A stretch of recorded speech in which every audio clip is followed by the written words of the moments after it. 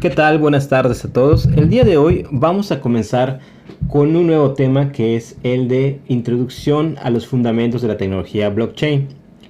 ¿Por qué estamos introduciendo este tema de blockchain al curso de seguridad de la información? Bueno, en las primeras sesiones vimos algunos conceptos básicos de seguridad, como lo son funciones hash, criptografía de llave pública, de llave privada.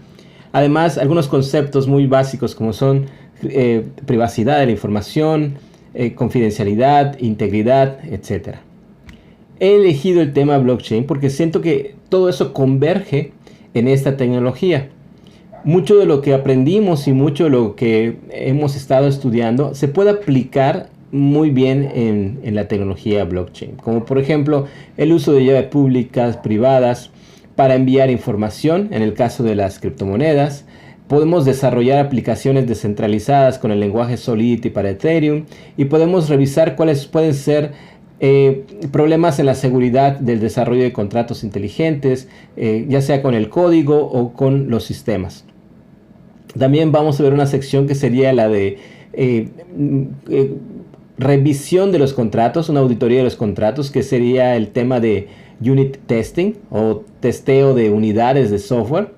Y eso lo vamos a ver con Solidity para la blockchain de Ethereum. Entonces, en resumen, estamos viendo este tema de blockchain y a lo largo de este parcial vamos a ver blockchain y el desarrollo de aplicaciones con blockchain para poder aplicar lo que hemos visto hasta el momento.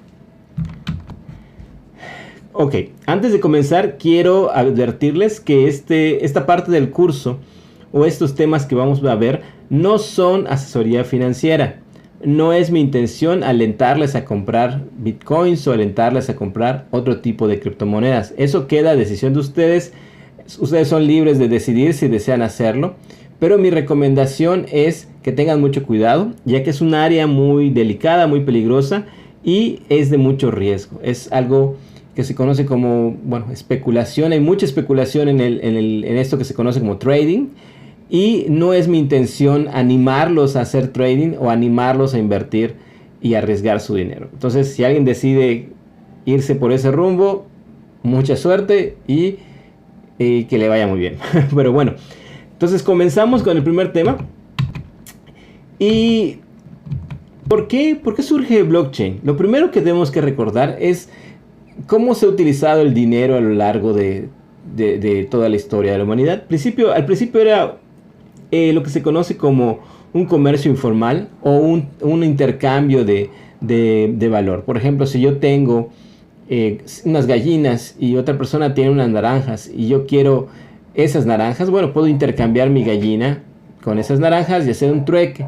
O, por ejemplo, intercambiar mi trabajo. Alguien necesita, quiero pedir comida, bueno, voy, soy carpintero, puedo construir algo y a cambio me dan comida. Eso es algo muy antiguo que se conoce como un trueque. Aquí la idea es que estamos intercambiando valor, no necesariamente un papel, moneda o dinero.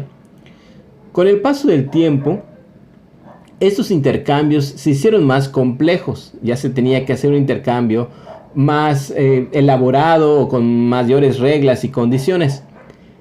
Esto dio pie al surgimiento de instituciones que poco a poco se fueron convirtiendo en instituciones bancarias o en instituciones regulatorias que aplicaban o emitían reglas y vigilaban el correcto intercambio de bienes o de valor. En este caso, cuando surgieron las primeras monedas, cuando surgió el dinero digital, bueno, esas instituciones bancarias fueron las que empezaron a validar que dos personas pudieran tener la certeza de que ese intercambio se lleva a cabo correctamente. Con el paso del tiempo y con el surgimiento de Internet, esas instituciones se convirtieron en instituciones en línea o aplicaciones en línea, como por ejemplo pueden ser Amazon, lo pueden ser instituciones bancarias, etc. Las cuales vigilaban que ese intercambio en Internet se diera a través de, o bajo vigilancia, mejor dicho, de una institución centralizada. Esto es con el objetivo de disminuir la incertidumbre que surge en Internet o que surge en realidad en cualquier momento para intercambiar bienes entre dos personas, entre dos entidades. ¿Cuáles son las principales desventajas que tiene este modelo? Hasta ahorita hemos funcionado de esta forma. Si nosotros queremos enviar dinero a otra persona, por ejemplo, si queremos enviar remesas de Estados Unidos a México, bueno, lo que tenemos que hacer es ir a una institución que me permita depositar dinero para que mi familiar o amigo recoja ese dinero en México. Esto pues funciona bastante bien, en muchos casos es muy práctico. Sin embargo, tiene algunas desventajas que poco a poco se han ido acentuando, ¿no? Esos sistemas en los cuales estamos confiando son sistemas centralizados. ¿Qué significan? Que sin importar qué es lo que vayamos haciendo, todo el dinero y todo el intercambio de información y el flujo de dinero y de divisas y de dinero digital pasa a través de una institución centralizada. Esa institución centralizada define sus propias reglas y además define sus costos y muchas veces tiene altos tiempos de espera. Además de que se pueden convertir en puntos centrales de ataque o de fallo. ¿Ok? Entonces, todo mundo depende del correcto funcionamiento y de la garantía que esta institución centralizada nos está dando para no compartir nuestra información, para no perder nuestros datos, para llevar a cabo estos intercambios de dinero digital de manera correcta. Hay algo bien importante que tenemos que recordar. Todo el dinero que existe actualmente en los bancos es dinero digital. Bueno, prácticamente todo. ¿Qué significa esto? Nosotros llegamos y depositamos nuestro dinero, pero el banco no necesariamente tiene en papel físico o en monedas todo el dinero que se ha depositado por parte de los usuarios.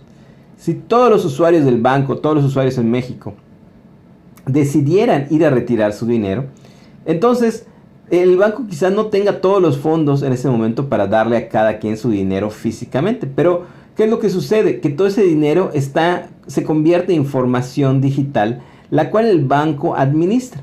Entonces, cuando hay depósitos o envíos de dinero, bueno, lo único que está haciendo el banco es actualizar sus bases de datos para decir que alguien le envía dinero a otra persona, o que alguien recibió dinero, o que se cobra un interés, o que tiene un préstamo bancario, etc. Todo eso son sistemas informáticos e información digital que se administra en bases de datos y sistemas bancarios. Algo bien importante es que los países generalmente basan su economía en ese potencial que tienen, en cuanto ese potencial económico y de infraestructura que tienen. Por ejemplo, en Estados Unidos hace mucho tiempo se basaba la economía en el oro. Sin embargo, el oro tiene algunas ventajas y desventajas. Y en el caso de Estados Unidos, en algún momento, no recuerdo el presidente, pero hizo un cambio en el cual se dejó de basar el dinero, el potencial de ese país en el oro, pero se empezó a basar en lo que representaba Estados Unidos como país para respaldar su moneda. ¿Qué quiere decir esto? Que seguimos dependiendo de esas instituciones centralizadas para el manejo de los bienes y de la economía, tanto de las personas como de los países. Algo bien importante es que estas instituciones tienen una versión aislada de la realidad. ¿Qué significa? Que los bancos, por ejemplo, tienen en sus bases de datos toda la información de los movimientos de los usuarios, pero nadie sabe qué ocurre, nadie sabe cómo manejan el dinero de las personas. Yo deposito mi dinero en un banco o recibo mi nómina, el banco recibe ese dinero y lo manipula y reinvierte el dinero y trabaja mi dinero sin que nosotros tengamos injerencia o ganancias sobre ello. Bueno, ¿qué tipo de instituciones centralizadas o sistemas centralizados existen actualmente? Pues prácticamente todo lo que nosotros hacemos en línea hoy en día, como pagos a través de PayPal, Amazon, redes sociales, herramientas de Google, escuchar música, bancos, Instagram, etcétera. Todos esos sistemas son sistemas centralizados. ¿Qué significa? Que la información que nosotros vamos enviando pasa a través de esos sistemas y esta información es muy valiosa para esos sistemas. El problema es que ellos lo explotan sin darle a sus usuarios algún beneficio. Bueno, aquí el beneficio que recibe el usuario es utilizar en teoría gratis esos servicios. Recuerden algo bien importante. En internet o en sistemas, si tú no pagas por algo, siempre se paga por algo. Si no estás pagando por algo, por ese servicio, generalmente estás pagando con tu información. ¿Sale? Siempre tiene todo un costo en Internet. Entonces, recuerden, si no estás pagando por el producto, quiere decir que tú eres el producto. Entonces, cuando nosotros subimos toda nuestra información a Facebook o toda nuestra información a Instagram, en realidad ellos utilizan esa información para hacer ventas, para encontrar, monitorear nuestra actividad, para encontrar patrones y luego ofrecernos productos y vender publicidad. Que no está mal, es un modelo de negocio. Sin embargo, en algunos casos, esa invasión a la privacidad de los usuarios ha escalado enormemente y en muchos países ya se está regulando y se debe dar un beneficio a los usuarios por el manejo de su información. ¿Qué sucede con todo esto? Hasta aquí hemos llegado al punto en donde los sistemas centralizados manejan toda nuestra información y han manejado la economía de los países por muchos años. Sin embargo, en algún momento la economía del país colapsó. Sin embargo, en algún momento la economía de algunos países ha colapsado.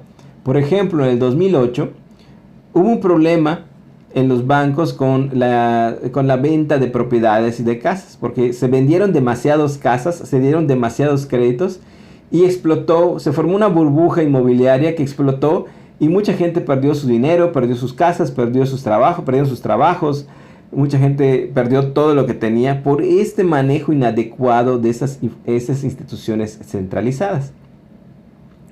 Ese mismo año, en el 2008, un personaje anónimo conocido como Satoshi Nakamoto ideó un sistema que le llamó un sistema de pagos electrónico entre pares y lo llamó Bitcoin.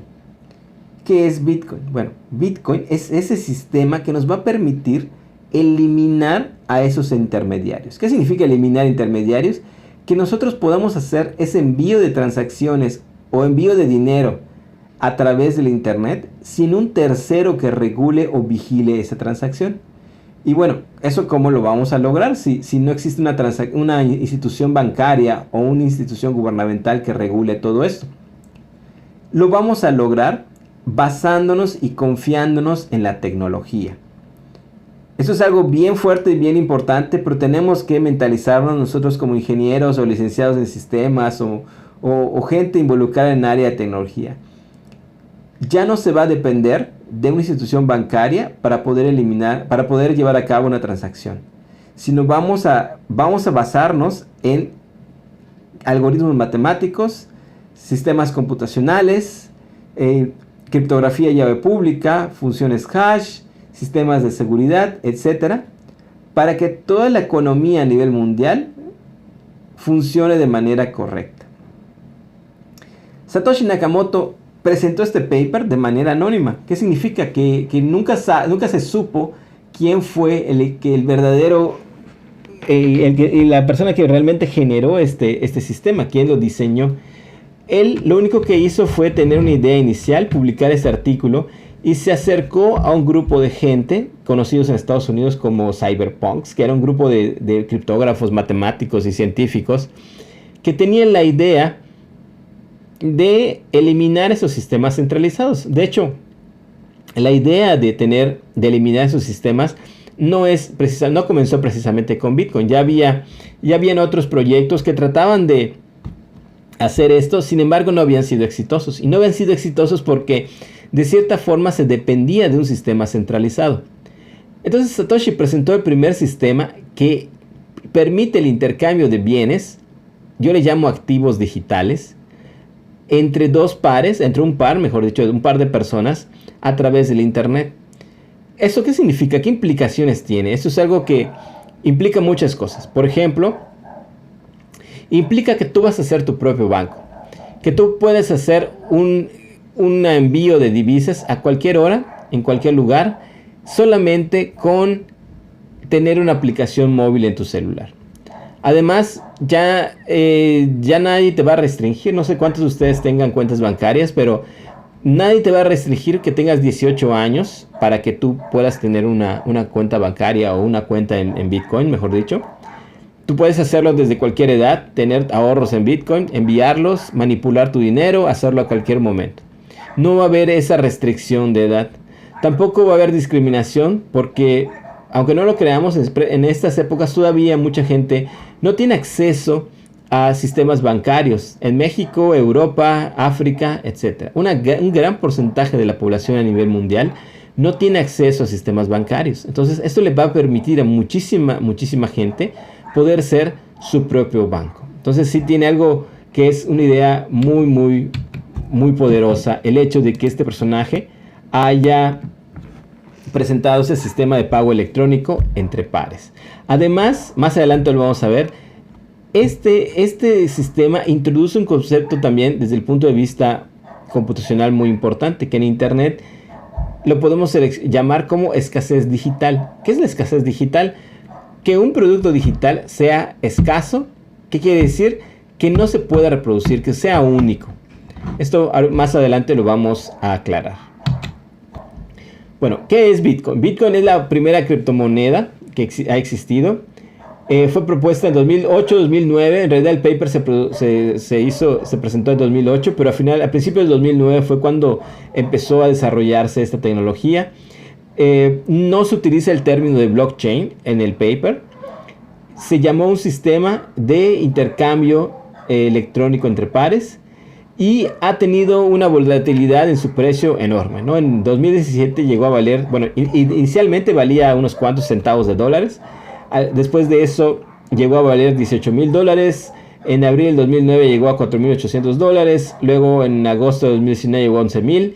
En marzo de este año bajó muchísimo. Llegó a $14,000 y luego bajó a aproximadamente a $6,000. Y ahora ronda los $11,000 al momento de hacer este video. Sin embargo, el hecho de nosotros no nos vamos a enfocar tanto en la cuestión de criptomonedas. Lo tenemos que ver porque sí está muy relacionado, pero a lo que nosotros nos importa es la tecnología que soporta Bitcoin, que se llama blockchain. A ver, ahora bien, ¿por qué Bitcoin tiene valor o por qué las criptomonedas tienen cierto valor? Vamos a ver este ejemplo de estas tarjetas de béisbol o tarjetas de deportes y estas revistas de superhéroes.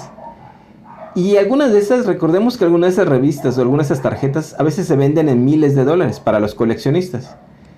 Una de las razones, prácticamente hay dos razones. Una, porque hay mercado. Hay gente que pues es muy nostálgica o le gusta lo antiguo o quiere conservar este tipo de historias porque pues le trae algún recuerdo o le representa algo a ellos. Entonces estas tarjetas de béisbol tienen mucho valor para ellas porque bueno, les representa, por ejemplo, cuando eran chicos y eran niños y podían ir al béisbol con sus padres, etc. Entonces están dispuestos a pagar lo que sea por tener estas tarjetas de béisbol.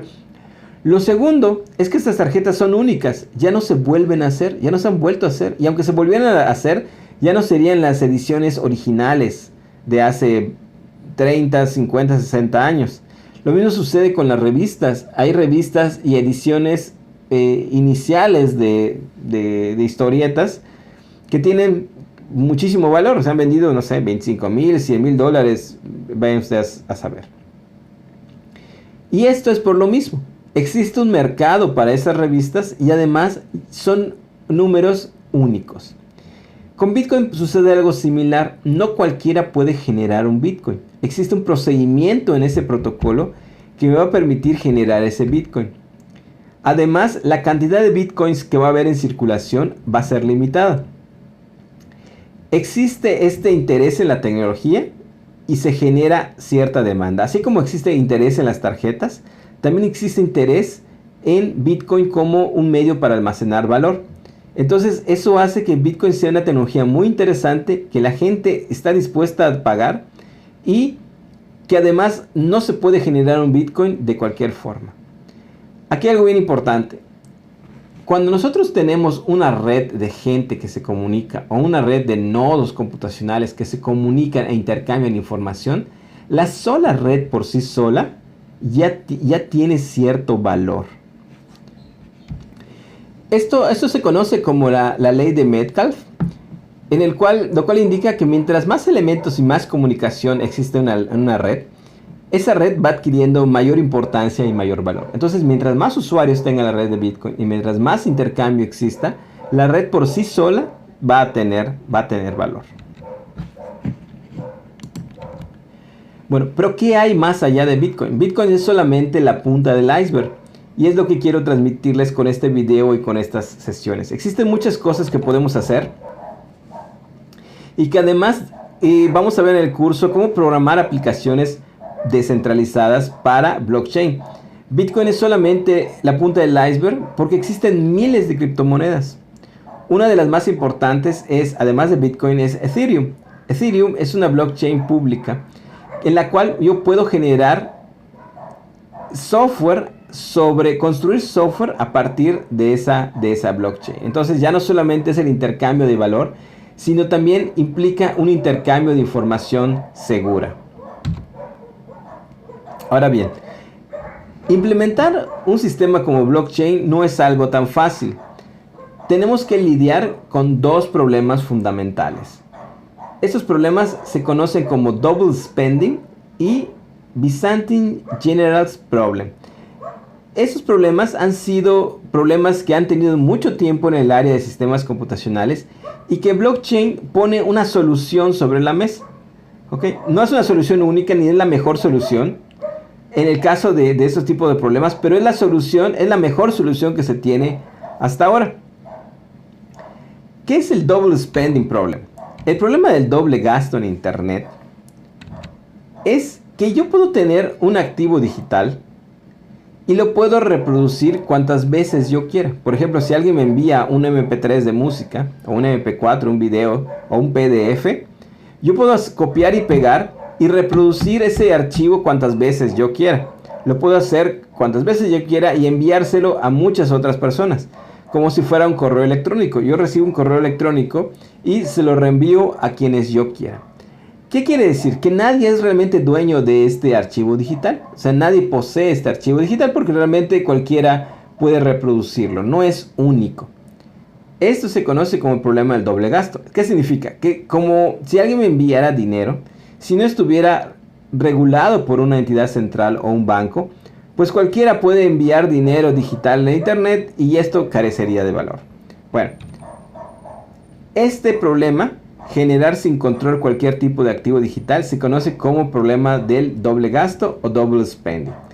Blockchain pone una solución a este problema porque ahora yo puedo garantizar que si envío un activo digital a otra persona, esto es único. Y si se lo envío, este activo digital cambia de dueño. Eso es bien, bien importante. Entonces, hace un momento hablábamos sobre lo que es escasez digital.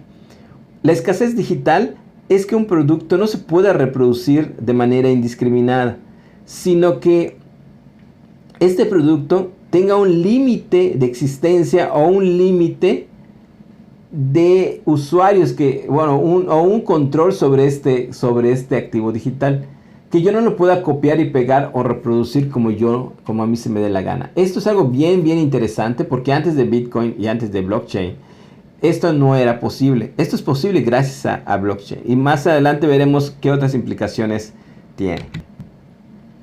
Otro problema que ya se tenía en el área de sistemas distribuidos, que se conoce como el problema de los generales bizantinos, tampoco había tenido una solución óptima, pero bueno, Bitcoin presenta una solución, no es la mejor, pero es una solución a este problema que funciona bastante bien. ¿En qué consiste?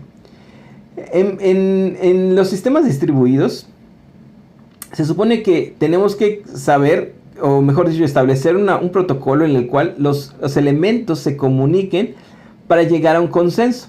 ¿Qué significa ese consenso? El consenso es ponerse de acuerdo. Se plantea de manera abstracta como un problema en el cual un grupo de generales están pensando atacar una ciudad o retirarse.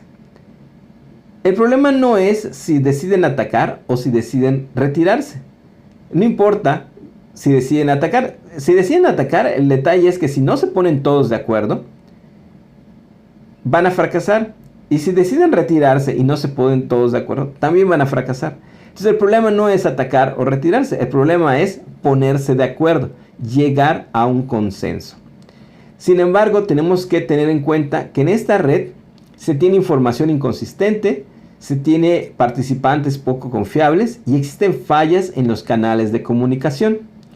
¿Qué significa? Que vamos a tener un problema en el cual algunos de ellos, a pesar de que el consenso sea retirarse o atacar, algunos de ellos van a hacer lo contrario. Si la gran mayoría decide atacar, bueno, algunos de ellos van a decidir retirarse. Y si la gran mayoría decide retirarse, algunos de ellos van a decidir atacar. Entonces, necesitamos un mecanismo para poder resolver este problema de los generales vicentinos. En términos de sistemas distribuidos, necesitamos un mecanismo para que los nodos intercambien mensajes y lleguen a un acuerdo. Esto es, se conoce como llegar a una sola versión de la realidad. Me gusta esta reflexión, se las pongo acá. ¿En qué consiste blockchain realmente? Pónganse a pensar en esto. Por primera vez vamos a poder reducir la incertidumbre al realizar transacciones y no depender de instituciones políticas, económicas o bancarias, sino que vamos a depender solamente en la tecnología.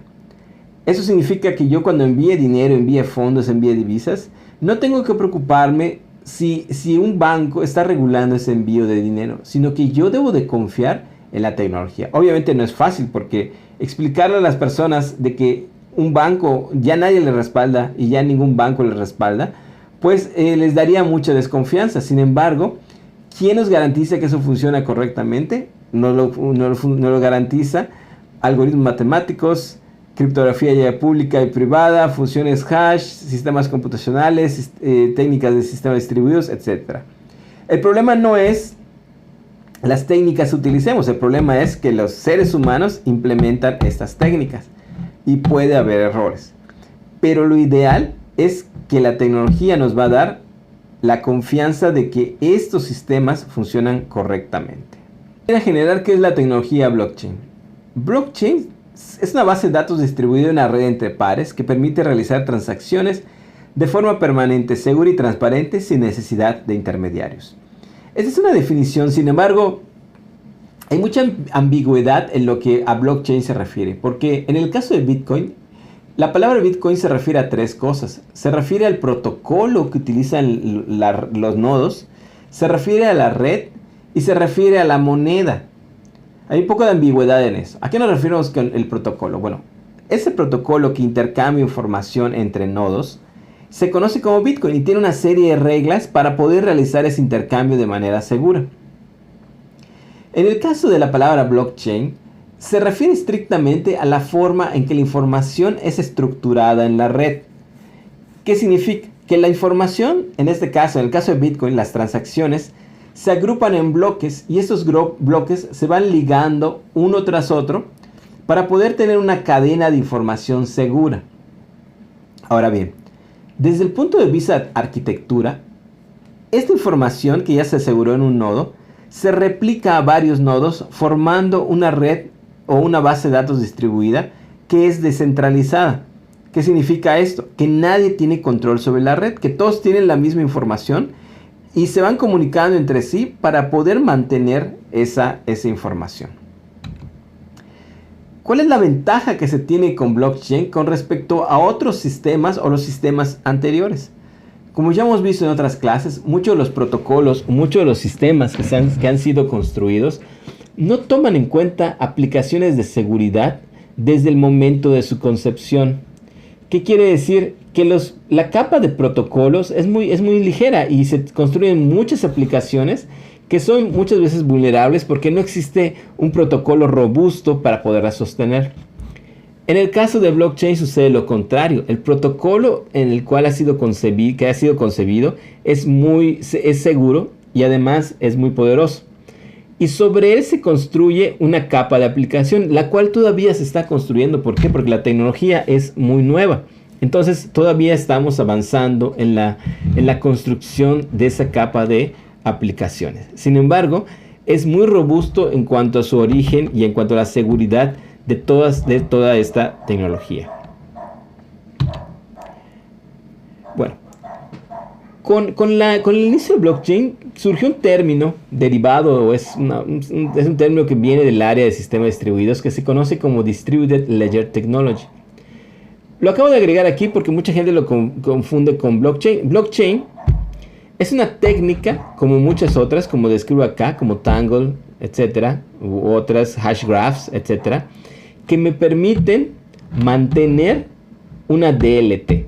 Blockchain es la tecnología que me permite mantener este libro de cuentas distribuido. Ledger es el equivalente en español al libro contable o libro de cuentas. ¿En qué consiste? Vamos a verlo de manera abstracta. Yo lo que quiero hacer es tener un libro contable o una hoja de Excel, si ustedes lo quieren ver así, la cual va a tener la información de todas las operaciones que ocurren en la red. Básicamente Bitcoin es esto, un libro de cuentas en el cual yo sé cuántos Bitcoins tiene un usuario y cuántos Bitcoins envío a otro usuario y cuántos Bitcoins recibo. Entonces, ¿qué sucede? Que cada uno de estos nodos tienen una copia exacta de ese libro contable. Si hubiera alguna operación en la red, este libro contable se tiene que actualizar para que todos tengan la misma información. Como les digo y les repito, blockchain viene siendo una herramienta o una técnica para mantener este libro contable, para mantener actualizado este libro contable.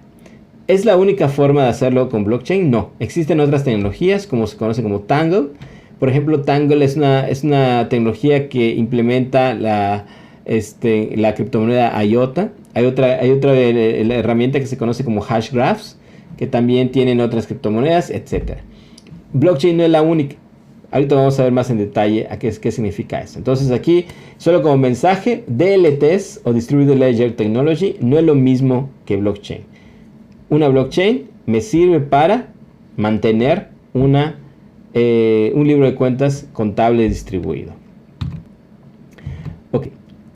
Ahora bien, ¿cuáles son los componentes claves de la tecnología blockchain? Yo identifico 4 componentes claves que son la criptografía asimétrica o criptografía de llave pública, que ya hemos visto en clases pasadas, las redes peer-to-peer o redes entre pares, mecanismos de consenso y la implementación de funciones hash. Cuando esas 4 tecnologías, pueden haber otras, pueden haber menos, pero vamos a enfocarnos en estas 4. Cuando estas 4 tecnologías se combinan, entonces yo puedo mantener un sistema descentralizado o como, bueno, podemos llamarle una red blockchain.